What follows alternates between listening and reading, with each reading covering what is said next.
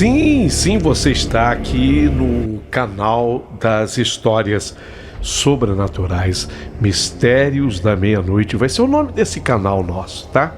Por enquanto, a verdade de cada um, mas eu quero transformá-lo em Mistérios da Meia-Noite, que eu quero caracterizar como o canal que conta as histórias misteriosas, algumas até com terror.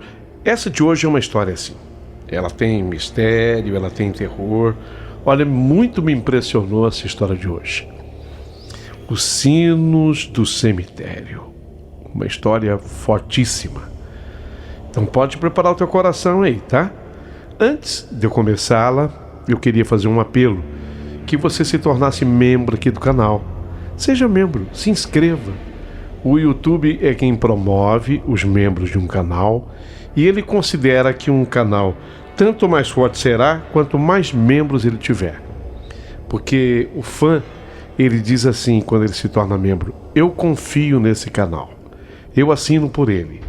Se essa é a relação que você tem com Paulinho Boa Pessoa, com o nosso canal, então assine. Seja nosso assinante, seja membro do canal. Perfeito? Posso contar com você? Um detalhe, eu vou responder aqui a Valquíria, que me fez uma pergunta. Paulinho, eu quero ouvir as histórias sem nenhuma propaganda. Tem jeito? Tem, Valquíria.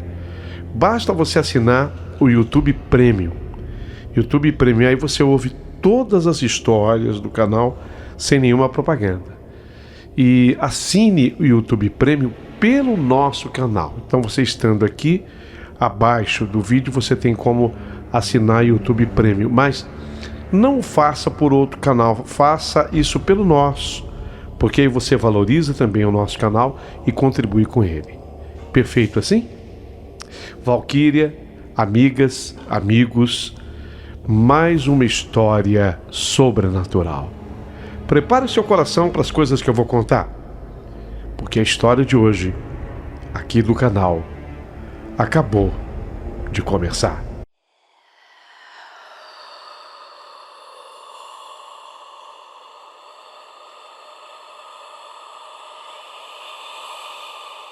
Mistérios da Meia-Noite.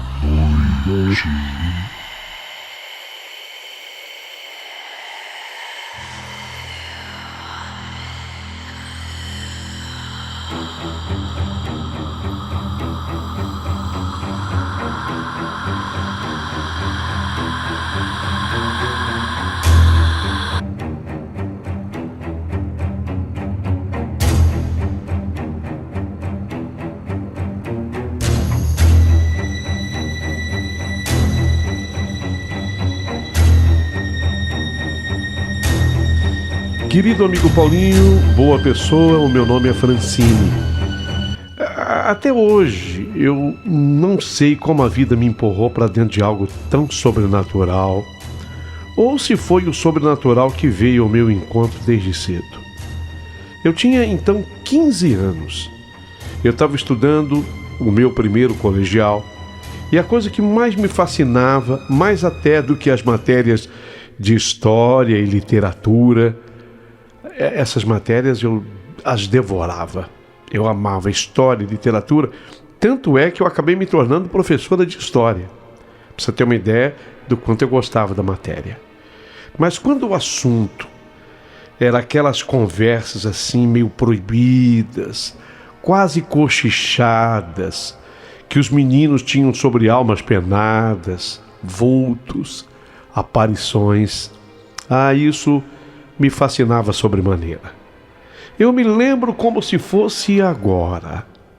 A sala cheirava a giz e madeira velha. Enquanto um professor saía para que outro viesse, pronto, a algazarra tomava conta da sala. Os garotos encostavam as carteiras umas nas outras, como quem faz uma roda de conspiração. E eles começavam a contar histórias que eu sabia que deviam ser exageradas, mas que me deixavam arrepiadas da cabeça aos pés. O vento que entrava pelas janelas mal vedadas balançava as cortinas da sala. As cortinas eram de um brim azul. Eram cortinas diferentes, porque normalmente são cortinas claras, né? Era de um brim azul. A cada sombra que se mexia, parecia confirmar tudo o que os meninos falavam. E foi numa dessas tardes abafadas de verão que eu ouvi pela primeira vez o nome que mudaria o rumo das minhas lembranças. O Mário. Quem era o Mário? O Mário, ele era um garoto bacana e nosso colega de sala. Assim, meio diferentão dos outros, calado. Não se misturava muito com as brincadeiras, mas quando falava, a sala inteira silenciava. Descobri logo o motivo. O Mário, ele era filho do Josias, o coveiro da cidade. Nossa cidade era pequena. Uma cidade com 45 mil habitantes é considerada uma cidade pequena. Então todo mundo conhecia todo mundo. E o Mário era filho do Josias, o coveiro. A palavra coveiro soou como uma sentença misteriosa para mim. Eu não conseguia parar de pensar como seria crescer dentro de uma casa onde o pai enterrava os mortos todos os dias. Quando essa revelação correu pela escola, os meninos ficaram enlouquecidos. Passaram a cercar o Mário nos intervalos pedindo histórias, cutucando o silêncio dele. Eu ficava ali por perto, disfarçando interesse, mas com os ouvidos abertos, como portas. E Mário falava. Ele contava num tom de voz baixo histórias que o pai lhe confidenciava depois de longos dias de trabalho. Josias não era um homem qualquer. Ah, sim, ele já tinha uma experiência grande com o cemitério. Um passado marcado pelo cheiro de terra molhada e velas queimadas. Já era aposentado pela prefeitura, devia ter parado, mas quando privatizaram o cemitério, chamaram-no de volta, porque ninguém conhecia aquelas sepulturas como ele. Josias sabia quem repousava em cada quadra, cada túmulo, cada esquina de cruzes enferrujadas. Josias, dizia que o cemitério era como um livro. As lápides eram as capas, mas só quem sabia cavar fundo conhecia as histórias inteiras. Entre todas as narrativas de Mário, e o Mário repetia, 2 delas, pelo menos, sempre me ficaram à pele, como tatuagens invisíveis. A primeira era sobre um garotinho de nome Alfredinho.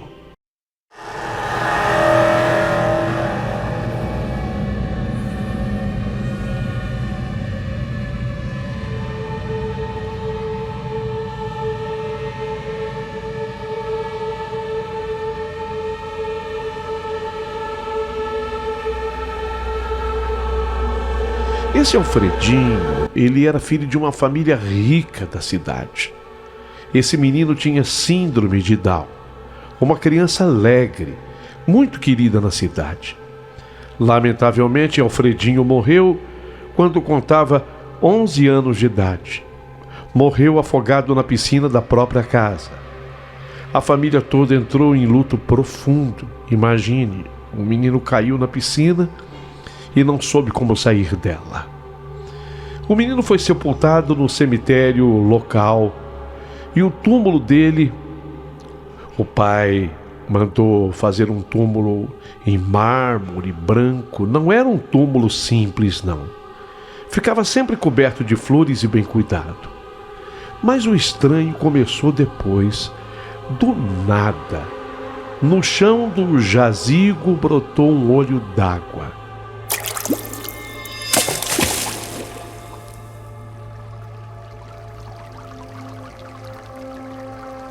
Ninguém entendia de onde vinha aquela água. Não havia mina ali, não havia encanamento quebrado ali, nada que justificasse.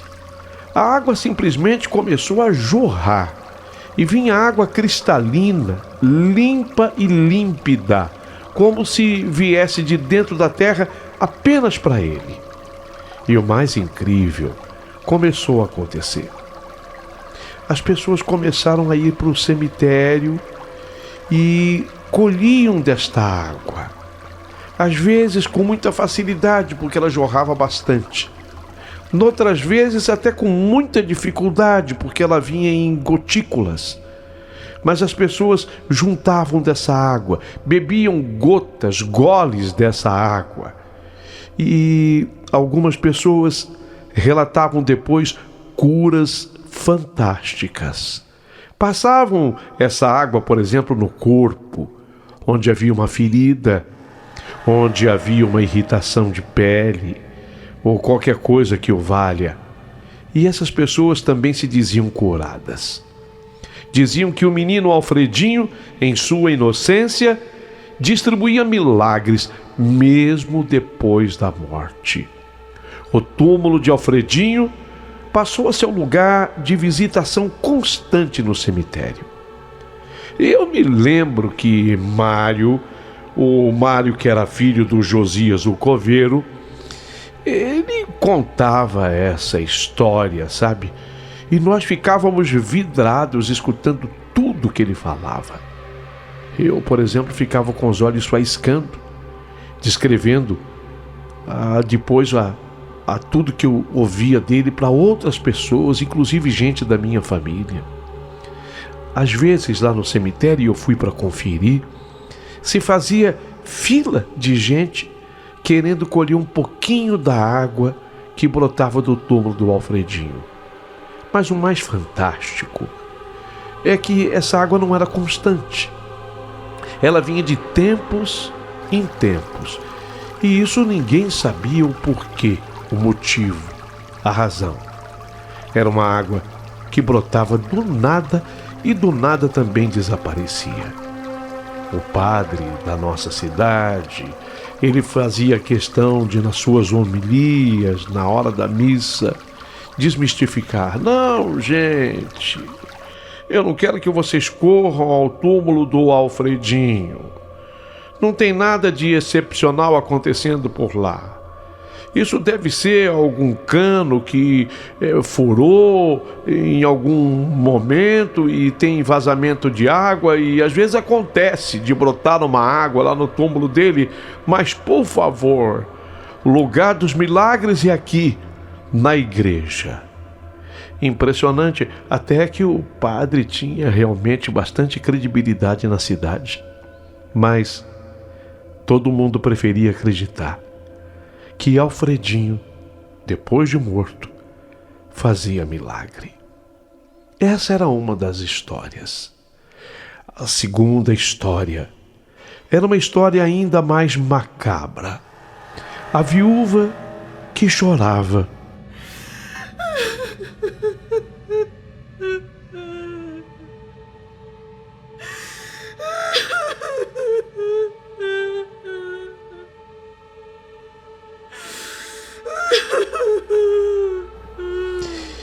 E aí eu vou ter que ser bastante detalhista para que vocês entendam.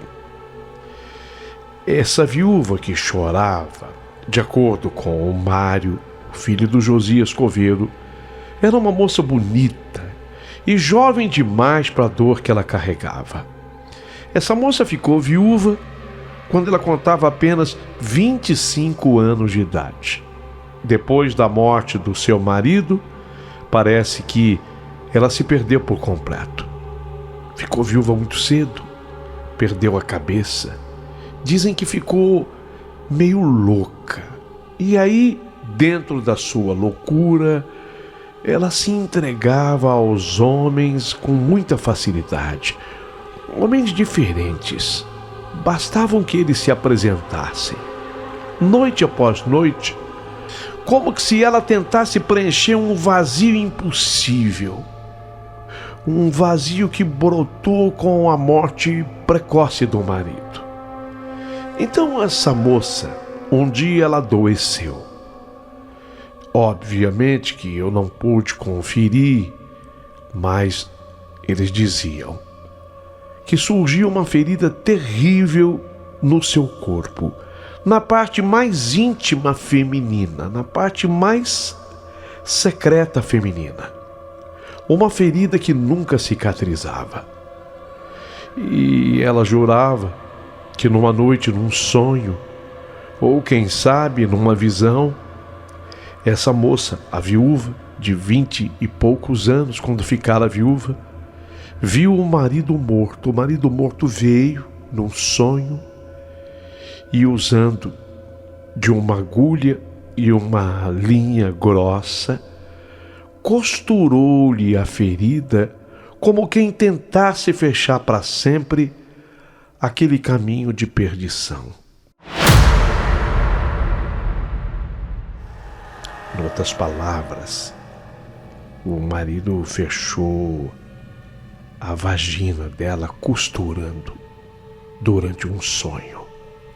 No desespero, a moça acordou. E quando ela acordou de fato, ela pôde então atestar e verificar que ela estava toda costurada nas partes íntimas. E ela precisava arrancar aqueles pontos. E no desespero ela pegou uma tesoura em casa. E com essa tesoura, ela foi cortando ponto por ponto, mas ela se feriu ainda mais. E aquela ferida que ali havia acabou se agravando. Aquela lesão virou uma chaga viva, brava e incurável. E creiam, a moça morreu jovem ainda, mas consumida pela própria dor. A família do marido, que era uma família bastante abastada e importante da cidade, não permitiu então que ela fosse sepultada junto dele, porque aquela moça, ela ficou muito comentada na cidade, devido à entrega fácil que ela fazia aos homens desses prazeres todos. Então a família não admitia que ela fosse enterrada junto. E assim, o corpo dela acabou sendo sepultado numa outra cova, num outro túmulo, aliás, até na parte mais simples do cemitério. Enquanto o seu marido, o corpo dele, repousava numa parte mais sofisticada do cemitério. Mas, de acordo com Josias, o coveiro, e ele relatava isso para o filho, o Mário, e o Mário nos contava, de acordo com Josias, era comum de noite no cemitério ouvir soluços vindos daquele túmulo do marido da viúva.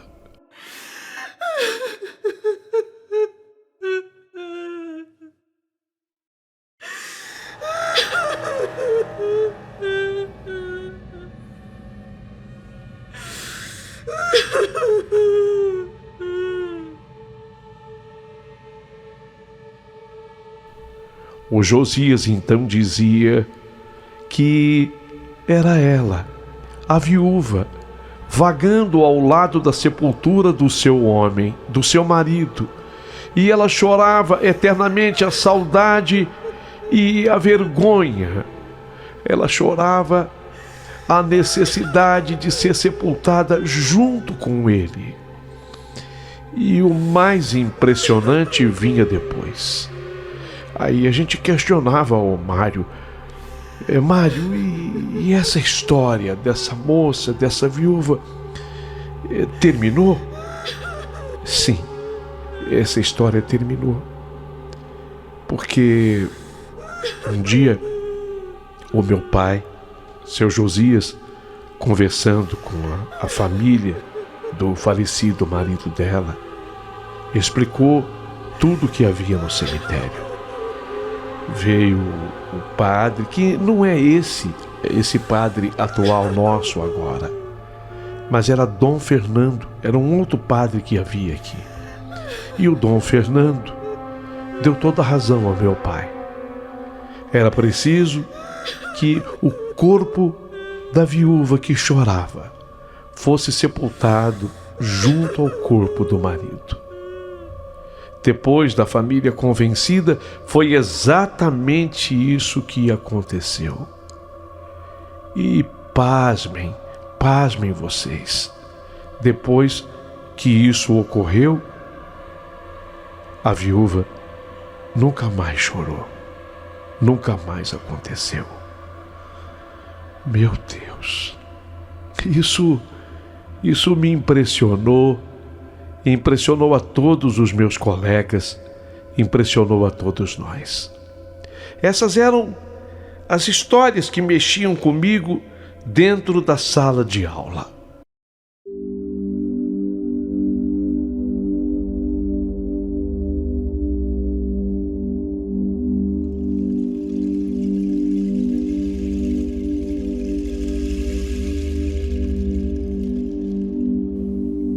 Mas eu quero deixar como uma manchete para que vocês ouçam na minha próxima participação aqui no canal do Paulinho Boa Pessoa. Foi quando o Mário falou do sino do cemitério.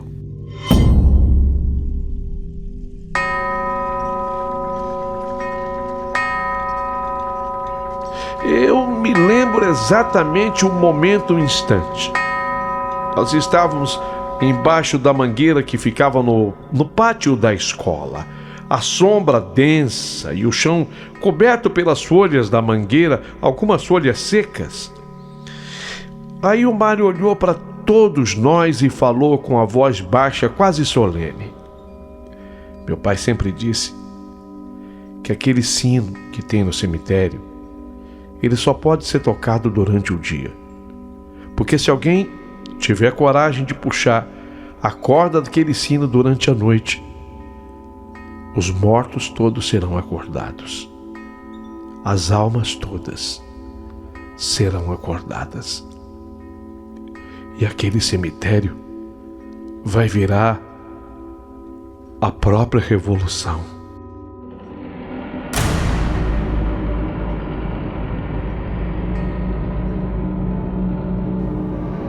Ninguém riu, nem mesmo os meninos mais debochados. Aquilo tinha um peso diferente, uma gravidade que nos fez engolir seco. Mário contou que o pai tinha escutado uma história parecida vinda de longe, do Japão. Lá, no Japão, falava-se de cemitérios onde os sinos jamais deveriam ecoar depois do pôr do sol, porque o som do sino, se tocado uma noite num cemitério, os espíritos inquietos voltam. Não são todos, mas aqueles que estão inquietos, eles despertam. Eles acreditam que o sino é um novo chamado à vida. Isso mexeu demais comigo. E eu resolvi liderar uma equipe. Eu só tinha 15 anos, mas eu incuti na minha mente e na mente de tantos outros que eu queria comprovar se isso era verdade. Mas isso tudo vocês ficarão sabendo no segundo capítulo da minha história que eu quero enviar aqui para o canal do Paulinho Boa Pessoa. Não percam.